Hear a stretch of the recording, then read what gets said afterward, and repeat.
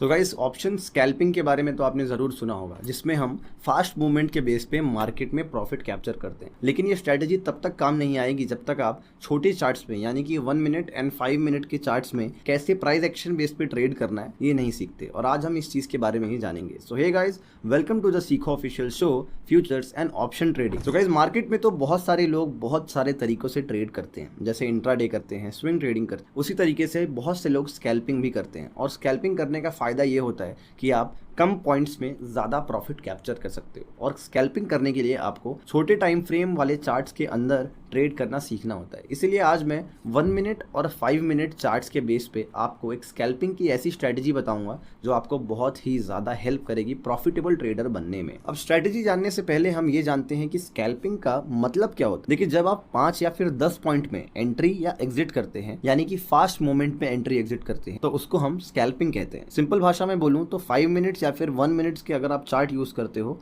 और वहां पे ट्रेड करते हो तो वो मोस्टली स्कैल्पिंग टाइप का ट्रेड होता है। अब थोड़ी स्ट्रैटेजी के बारे में समझ लेते हैं। देखिए, अगर आपको एंट्री करनी है ना, तो 1 मिनट के चार्ट में आपको कंफर्मेशन एंट्री के लिए मिलेगी। और इस स्ट्रैटेजी में आपको जो ट्रेंड है वो 5 मिनट चार्ट्स में चेक करना है। यानी कि मार्केट में आपको एंट्री कब लेनी है वो 1 मिनट चार्ट में आपको एग्जामिन करना है। साथ ही साथ कब आपको मार्केट में एक्चुअल ट्रेंड देखने को मिल रहा है, ये चीज आपको 5 मिनट के चार्ट्स में देखने को मिलेगी। अब इस स्ट्रैटेजी के लिए आप इन 3 इंडिकेटर्स का यूज कर सकते हो। सबसे पहला है VWAP, दूसरा है RSI और तीसरा है EMA। अब EMA में भी दो चीजें हैं, 9 EMA और 20 EMA। अब एक सेटअप के साथ थोड़ा सा एग्जांपल समझते हैं। मान लीजिए निफ्टी अप ट्रेंड में है, यानी कि उसके मैक्सिमम जो मूव्स हो रहे हैं वो अपसाइड मोमेंटम में हो रहे हैं। सो 1 मिनट के चार्ट पे जैसे ही 9 EMA का पुल बैक 20 EMA को क्रॉस करेगा, उस पॉइंट पे आपको कॉल ऑप्शन बाई कर लेना है। और उसी जगह पे जो आपका टारगेट होगा वो 6 to 10 पॉइंट्स का ही होगा। बस ये चीज ध्यान रखिए कि मार्केट में इस टाइम पे सबसे ज्यादा मूवमेंट मिलेगी, यानी कि जितने भी स्कैल्पर्स रहेंगे मार्केट के अंदर हाईली एक्टिव रहेंगे इस टाइम पर। और इसी वजह से वहां पे आपको वॉलेटिलिटी देखने को मिल सकती है और आपका छोटा सा नुकसान भी हो सकता है। यहाँ पे मैं छोटा सा नुकसान इसलिए कह रहा हूँ क्योंकि आपके टारगेट के साथ साथ जो आपके पॉइंट्स होंगे